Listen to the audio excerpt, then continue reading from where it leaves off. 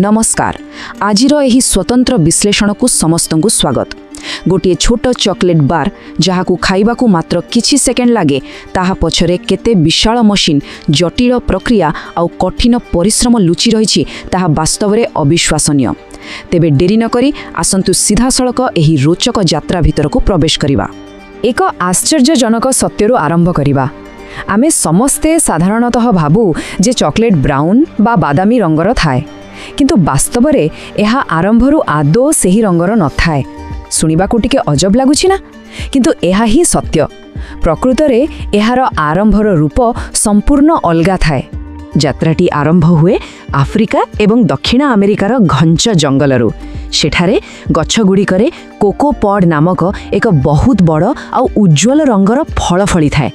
सेही फल भितरे थिबा मंजीरू ही चॉकलेट प्रस्तुत हुए। आ सबुठारु मजादार कथा हेउछि प्रारंभ रे एही मंजी गुड़िकर स्वाद आमर प्रिय मीठा चॉकलेट भली आदौ न थाए, बरं सेगुड़िक बहुत पीता लागे। एही संपूर्ण आलोचना रे आमे एक वर्चुअल कारखाना परिदर्शन करिबा। एठारे मुख्यतः 5टी विषय देखिबा: कोको गछरू कारखाना, मंजीरू तरल चॉकलेट, मसृणतार विज्ञान, मोल्डिंग एवं पैकेजिंग, आउ शेषरे सीधा सड़क चॉकलेट लैब भितरे। गोटे साधारण मंजीरू आमर प्रिय स्नैक पर्यंत एही स्टेप बाय स्टेप यात्रा खूब रोमांचकर हेबाकु जाउछि। तेबे आसंतु प्रथम पर्यायर आरंभ करिबा। कोको गछरू कारखाना एहा हेउछि सेही मूलदुआ जेउठारु सबु किछि आरंभ हुए। चाष जमी रे प्रकृत रे कौन हुए टिके देखिबा। कृषक माने प्रथमे फलरू मंजी गुड़ी को बाहर करती, किंतु एठारे सबुठारु गुरुत्वपूर्ण तथा वैज्ञानिक पदक्षेप हेउछि फर्मेंटेशन बा किण्वन प्रक्रिया। यह खूब जरूरी, कारण यह बिना चॉकलेटर सेही आकर्षणीय स्वाद आसीब ही नहीं। एही प्रक्रिया परे मंजी गुड़ी को खरारे सुखाई जाई कारखाना को पठाइबा पई प्रस्तुत करा जाए। जेतेबेले एही कंचा मंजी गुड़ी को कारखाना रे पहुंचे सेथिरे अनेक धूली और पत्थर थाए, तेणु प्रथमे एहाकू खूब सावधानतार सह सफा करा जाए। तापरे आसे एक चमत्कार स्टेप, रोस्टिंग बा भाजिबा प्रक्रिया। ठीक कॉफी मंजी भोली एही मंजी गुड़ी को भाजिबा द्वारा ही सेही शक्तिशाली और आकर्षणीय चॉकलेट बास्ना जागृत होइथाए। वर्तमान आमे द्वितीय विभाग को बढ़िबा, मंजीरू तरल चॉकलेट। एठारू भारी यांत्रिक काम बा मशीन काम आरंभ हुए। एबे सेही भजा मंजीर बाहर आवरण को काढ़ी दिया जाए।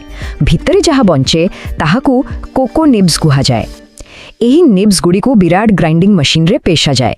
इते जोर रे घर्षण हुए जे सेही उत्ताप जोगु ताहा तरली जाई एक गाढ़ तरल पदार्थ रे परिणत हुए। एहाकू कोको लिकर कुहा जाए। हाँ, एही नाम सुनी केही भ्रमरे पड़िबा उचित नुहे, कारण एथिरे बिल्कुल मद बा अल्कोहल न थाए। एहा परे मशीन जरियारे एहाकू चापी कोको बटर एवं कोको पाउडर को संपूर्ण अलगा करा जाए। आमे समस्ते डार्क चॉकलेट आ मिल्क चॉकलेट विषय सुनिछे, किंतु उभय भितरे फरक कौन? सेही अलगा होइथिबा उपादान गुडी को पुणी थरे मिसा जाए, किंतु भिन्न भिन्न मात्रा रे। जदि कोकोर मात्रा अधिका रखा जाए तेबे ताहा होई जाए डार्क चॉकलेट, आउ अन्य पक्षरे जदि सेथिरे बहुत सारा क्षीर आउ चीनी मिसाई दिया जाए ताहाले ताहा पाल्टी जाए आम समस्तंकर प्रिय मिल्क चॉकलेट, एकदम सहज आउ मजादार। आसंतु एबे आगकू बढ़िबा विभाग 3 को, मसृणतार विज्ञान। एठारे ही चॉकलेट तार सेही परफेक्ट आकृति आउ स्वाद पाए। एहा हेउछि सेही गुप्त वैज्ञानिक पदक्षेप जहाँ चॉकलेट को सेही रेशम भली नरम टेक्सचर दिए। एही प्रक्रिया को कंचिंग कुहा जाए। बड़ बड़ कंचिंग मशीन रे चॉकलेट मिश्रण को क्रमागत भावरे गरम करा जाए आउ मंथन करा जाए। एमती करबा द्वारा एहार सबु पिता अंश बा तिक्तता दूर होई जाए। एहा कोनोसी साधारण मिश्रण नुहे, एहा वास्तव रे एक कला। किंतु सबुठु बड़ कथा हेउछि एही कामटी मात्र किछि मिनिट रे सरी जाए नहीं। बेले बेले संपूर्ण मसृणता आनिबा पई एही कंचिंग प्रक्रिया 10 रु 20 घंटा पर्यंत चली थाए। टिके भाबंतु, एही व्यापक स्तरर कठिन परिश्रम जोगु ही गोटिए साधारण मिश्रण एक प्रीमियम क्वालिटी चॉकलेट रे परिणत हुए आउ पार्टी रे पकाइबा मात्रे संगे संगे तरली जाए। कांचिंग परे आउ एक गुरुत्वपूर्ण स्टेप आसे जहाकू टेम्परिंग कुहा जाए। यह मूलतः चॉकलेट को एक निर्दिष्ट तापमात्रा रे गरम और ठंडा करिवार प्रक्रिया।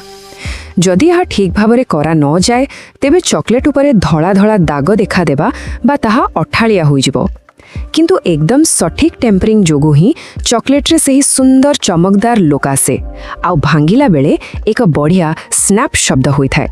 एबे आमे चतुर्थ पर्याय पहुंची गलोनी मोल्डिंग एवं शेष पैकेजिंग। सेही तरल चॉकलेट को किपरि आकार दिया जाए आसंतु देखिबा। वर्तमान एही प्रक्रियाटी संपूर्ण स्वयंचालित बा ऑटोमैटिक अटे। मेशिन गुड़िक ठीक मापर चॉकलेट को नहीं विभिन्न आकारर छांचरे बा मोल्ड रे भर्ती करते। सेठारु यहा एक लंबा रेफ्रिजरेटेड कूलिंग टनेल भीतर दी जाए जोंठारे ताहा पूरा कठिन होई जाए आउ तापरे आरंभ हुए द्रुत गति रे पैकिंग।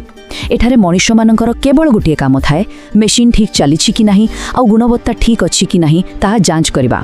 बाकी सबु जंत्र रही कमार। आसंतु आमर शेष विभाग को बढ़िबा। विभाग 5 चॉकलेट लैब भितरे। एते बड़ सफल उत्पादन पछरे केमितिका परिवेश थाए ताहा बहुत रोचक अटे। घरे 2 कप चाहा तैयारी करिबा कथा टिके चिंता करंतु। क्षीर चीनी आउ फुटिबा समयर सठिक तालमेल रखिबाकू पड़े ठीक कि नहीं। गोटे चॉकलेट कारखाना भी विकल्प सेमिति काम करे। बस फरक केवल एहार विशाल स्तर रे। एहा एक विराट बेकरी एवं विज्ञान गवेषणागार र मिश्रण भली। एठारे 2 कप बदल रे लक्ष लक्ष बार तैयारी हुए।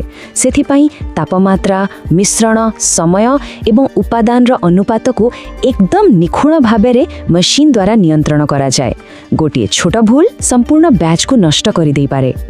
एवं एही कारणरू कारखाना भितरर परिवेश कोनोसी उच्चमानर विज्ञान लैब ठारू कम न थाए। तापमात्रा सर्वदा मपा जाउ थाए। सब किछि सेंसर द्वारा चले। जे कोनोसी संक्रमण को रोकिबा पाई स्वच्छता उपरे एते कड़ा नजर थाए जे समस्त कर्मचारी को स्वतंत्र यूनिफॉर्म ग्लोव्स आउ कैप पिंधिबा को ही पड़े। आउ एठारे सबुठारू मजादार कथाटी कहिबी सेठारे अनेक प्रोफेशनल टेस्टर अछंती माने जो मानकर पेशा बा ऑफिस काम हेउची दिन जाक केवल नुआ नुआ चॉकलेट खाई तार स्वाद परीक्षा करिबा।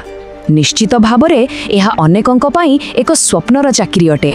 शेष करिबा पूर्वरु किछि आश्चर्यजनक एवं द्रुत तथ्य उपरे नजर पकाइबा।